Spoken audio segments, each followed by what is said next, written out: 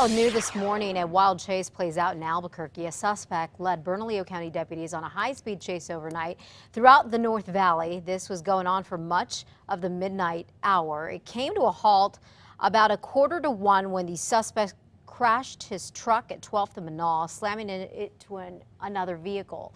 Two women were inside that vehicle, the car that the suspect hit. Now, one woman managed to get out on her own. The other had to be cut out, according to BCSO Deputy Edward Mims.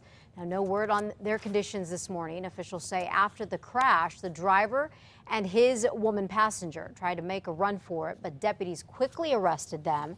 No word on who the guy is, but Deputy Mims tells us that the truck was stolen and that the suspect appeared to be under the influence of either drugs or alcohol. We expect to learn more about this later this morning. We'll keep you posted. At 5:02, let's talk about this weather. Northern Boulevard just outside of Rio Rancho flooded again during the very heavy rain last night. This is from Sky News 13 showing a very muddy mess. Remember, this is the same road that flooded Tuesday night, the one that left a Mustang convertible stuck in the mud. Part of the problem here is the road actually runs through an arroyo. Well, in the South Valley, parking lots on Rio Bravo and 2nd Street looked like little lakes. Businesses were surrounded by some pretty deep water that made it very tough for drivers to go ahead and get around. And in the Northeast Heights, garbage cans were submerged. Take a look at that. I think it's floating.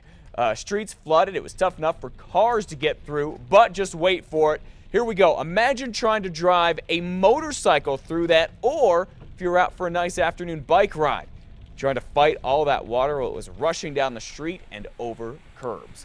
Now, we would like to see your weather pics and video. We'll share it on the air. We can send it on our website. It's at KRQE.com. You can click on report it. Coming up in the next half hour, we're going to show you some of the amazing pictures and videos we got from the storm last night.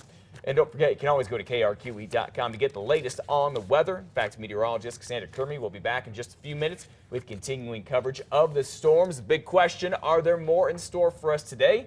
She's going to talk about that and have the rain totals, record-breaking rain totals, coming up in her full forecast in a few minutes.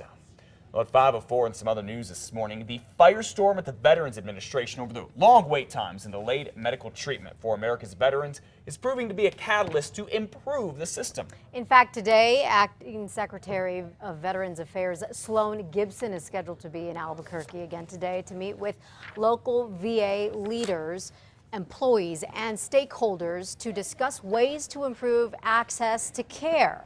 Slogan will also visit the regional VA office while he's here. He's expected to meet with the media later this morning.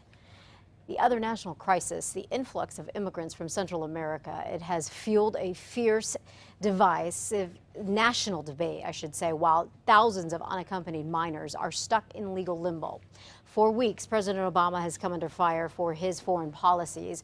Republicans believe the president has done nothing to secure the borders. Yesterday, Senate Democratic leader Harry Reid insisted that that is not true and threw the blame back on Congress. If the comprehensive immigration reform bill had passed, which was put together by two people right behind me, we wouldn't have this issue. It would be gone. States, including New Mexico, continue to bus in and house hundreds of undocumented immigrants. Yesterday, some protesters in Arizona tried to stop a bus they thought was transporting immigrant children, but instead it turns out that it was a bus load of kids from a local YMCA. Senator Martin Heinrich is urging his colleagues in Congress to cooperate with the president to stem the flow of all immigrants entering the country illegally. Passing the $3.7 billion supplemental sends a clear signal that we are aggressively stemming the flow of children and families from Central America, while continuing to treat these refugee children humanely and as required under the law. The money that the president's requesting would be used to build more detention centers, provide more aerial surveillance of the borders, and hire more immigration judges. Matt? Well, 5:06 now. A warning this morning from Albuquerque police about a man scamming people at banks. Officers say Zachary Fogler, who is here in these surveillance photos, waits outside banks and tries to convince people he'll pay them to cash checks for him. Of course, the checks are fake. They're usually made out for hundreds of dollars, and they bounce a few days later. Police say Fogler has been arrested several times on charges for similar scams. If you know where he is or if you see him outside your bank, don't try to cash his checks and please call Crime Stoppers at 843-STOP. Rio Rancho police still don't know who's behind a deadly shooting near Southern and Unser from overnight yesterday. The dead person's roommate called 911 about 3:45 yesterday morning, saying someone shot into their home from a field behind the home. The man who was hit was rushed to the hospital and died. He was 57 years old. Investigators have not said who he is just yet. Well, at last, some good news for Albuquerque's police department. Yesterday, the police union in the city signed a contract boosting officers' pay by 5%. They've been negotiating this deal for the past 3 years. The contract partially restores the pay cuts that officers got back in 2010. The union says it'll pick up negotiations again in February to work on getting the other 2% that was also cut because of the economy.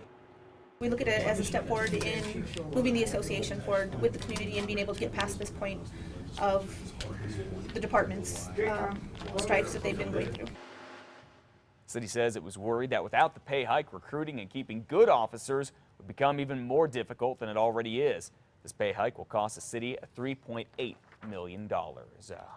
Well, folks here in Albuquerque face $300 fines the first time the city tells them to clean up the weeds around their property. Each violation after that is going to set you back $500.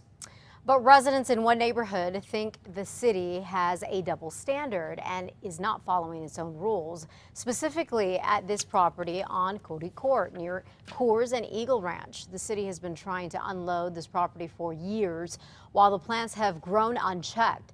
The city calls them native flowers. Neighbor calls them weeds. I'm more afraid of the fire hazard than anything. I'd like to see the city clean it up. The city's website warns residents weed season is here and ordinance requires that weeds be pulled. These are not weeds. We can only cite for an ordinance violation if it truly violates the ordinance. And because these aren't weeds, it doesn't constitute a violation. Safe City Strike Force says it will pull out the overgrown plants in the next week or so.